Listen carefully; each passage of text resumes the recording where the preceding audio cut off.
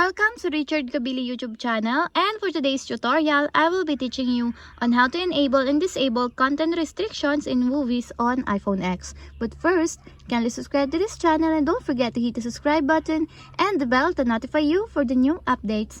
And let's start. Using your iPhone X from your home screen, first go to Settings. Then in the settings, scroll down and click the Screen Time. Then after that, in the screen time, scroll down again and click the content and privacy restrictions. Then after that, in the content and privacy restrictions, find the content restrictions, then click. Then in this part, click the movies. Then in the movies, if you want to disable, just click the don't allow until there's a check mark on the side.